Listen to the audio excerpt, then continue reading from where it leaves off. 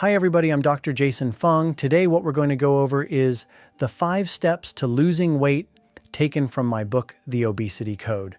So let's get right to it. So why are there 5 steps? Hello everyone, I'm Dr. Jason Fung, and today we're going to dive into the 5 key steps for weight loss outlined in my book, The Obesity Code. Let's jump straight in. The reason we discuss 5 specific steps for shedding pounds is that obesity and weight gain are not caused by a single factor, but are the result of multiple factors. This complexity means addressing various elements that contribute to weight gain.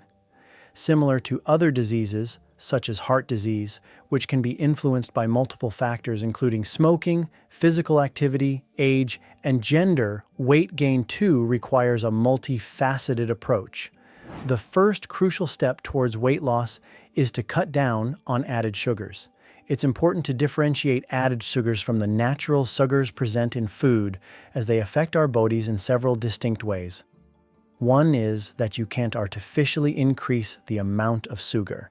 So if you eat a bowl of cherries, there is sugar in them, but you can't keep making them sweeter and sweeter, as opposed to, say, sugary cereal, where you can just keep adding sugar and it will get sweeter and sweeter. And the problem is that a lot of times that sugar is hidden from us. If you read the food labels, you'll find many different names by which sugar comes under. So some people will say sucrose, glucose, fructose, invert sugar, hydrolyzed starch, corn sweetener, high fructose corn syrup. All of those are synonyms for basic sugar. And the reason they do that is so that when you read the label, you don't realize quite how much sugar is contained in those foods. The main foods you want to avoid are fairly logical, so things like sweets and candies and chocolates and cakes and pies and donuts, but also in things like jams and jellies. Sometimes in things like peanut butter, there are certain peanut butters that add sugar to it. Sauces are also very high in sugar, so spaghetti sauces, ketchup, barbecue sauces, sweet and sour sauces, they can have a lot of sugar and you may not realize it.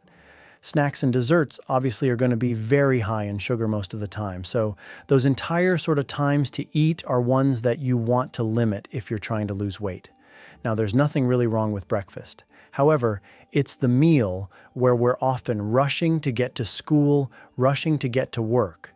So we wind up grabbing something that is highly refined and highly processed, and that often needs added sugars. So think of things such as sugary cereals, muffins, danishes, fruit-flavored yogurts, instant oatmeal with flavoring, granola bars, fruit juices. All of those things are highly prepared, highly refined, highly processed, but typically add a lot of sugar to the diet. Other things, such as steel-cut oats, for example, or eggs, those are more traditional breakfast foods, and they typically are much lower in sugar if you don't add any yourself. So those might be good choices, or the alternative would be to skip it completely, which is always an option. Other than the foods, the other big sort of danger area for added sugars is drinks. So stop drinking your sugar. So again, think of things such as juices, sodas, but also things that you might not think about. Iced teas, iced coffees, smoothies, shakes, mixed drinks. So you mix it with alcohol, but nowadays they often mix it with a lot of sugary syrups and so on to give it extra flavor. The best things to go with, of course, is water. Teas are great, but again, look for the extra sugar. Coffee is also good, but be careful of the extra sugar. Well, what about the sweeteners? So it sounds like a great idea to replace sugar with one of the non-caloric sweeteners, of which there are many. And while it seems logical, unfortunately, the clinical experience is that these sweeteners don't do a lot in terms of weight loss. If they did, then we really wouldn't be having an obesity epidemic. We'd simply replace all our sugar with fake sugar. We'd be able to cut hundreds of calories out of our diet, and that's it, make you want the sweet things. So it may also increase your insulin levels and perhaps may increase your hunger levels by stimulating your appetite because of the sweetness contained in these chemicals. It's unclear why it doesn't work as well as it should, But the bottom line is that the artificial sweeteners are not really much better than the regular sweeteners, so try to cut them out entirely.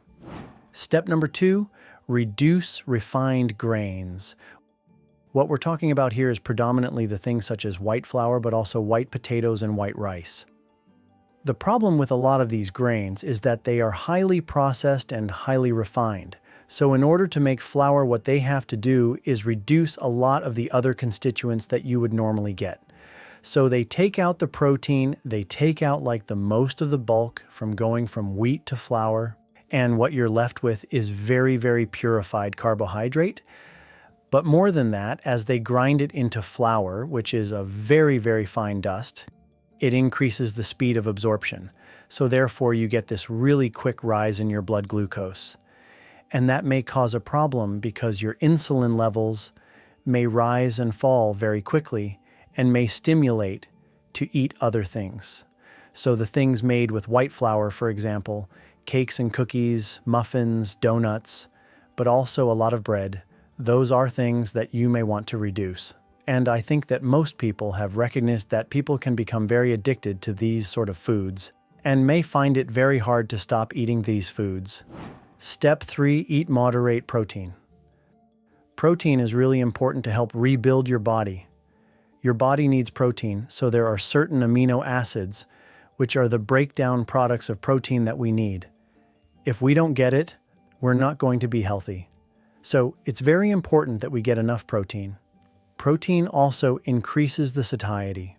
That is, when you eat foods that are high in protein, you tend to feel more full, just like if you were to eat eggs and bacon in the morning versus a slice of toast and jam. The difference is all that protein and all that fat is going to make you feel full for longer. So protein is very important, but it's hard to get too much protein because it's hard to eat on its own.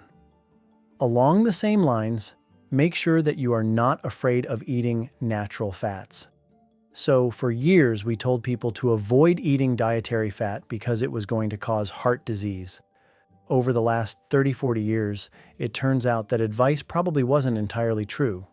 By the 2010s, a lot of people were starting to realize that a lot of natural fats can be very healthy for you. So the term healthy fats became reintroduced. So things like nuts and avocados and olive oil and fatty fish, you recognize that these are very healthy foods for you. Full-fat dairy, for example, may also be quite important to make us feel full so that when we eat, we're not hungry 20 minutes later. Step 4, eat natural, unprocessed food. Food as close as to what it appears in nature. Things that come in a box or things that are packaged or things that need a nutrition label, for example, are probably better avoided. Instead, try to eat foods that you can recognize. So meat, seafood, vegetables, those kind of things are the way they appear in nature, nuts for example, whereas you don't see a package of granola bars growing on a tree. And the reason for this is that a lot of the foods that we evolved to eat, we have natural ways to deal with them. So we know how much we should eat and when we should stop eating. So there are signals that when we eat certain foods will tell us to stop eating those foods. However, for a lot of the processed foods, we take out a lot of these natural satiety signals so that it is much easier to overeat these foods compared to natural foods. So think of apples versus apple juice, for example. It would be very hard to eat 6 or 10 apples. Yet, if you juice those 6 or 10 apples into juice by taking away all the pulp, all the fiber, for example, then it's very easy to overeat it. But what you're getting is mostly the sugar and the water that comes out of that juice. So it's not the apple that's inherently fattening, it's the processing of that. And it goes the same whether you're talking about processed carbohydrates or processed oils, for example. So we know that trans fats are a type of processed oil. Turns out that they're very unhealthy for us, but also processed proteins may not be good for us because simply they're not the foods that we evolved to eat. Step 5, balance feeding and fasting. So all of the previous steps we talked about really deal with the foods that we eat. So we're really answering the question of what to eat. But there's an equally important question in weight loss, that is when. When should I eat? And for many years, we told people that they should eat constantly throughout the day. However, if you eat constantly, you're not allowing your body any time to use those calories that you've taken in. So, it's important not only to talk about what to eat, but also when to eat and when not to eat. So remember, when you're eating, your body is going to want to store calories. And one of the ways that the body stores calories is as body fat.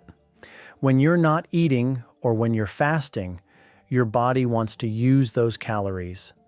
It takes the calories from storage and uses them so that you have a source of energy.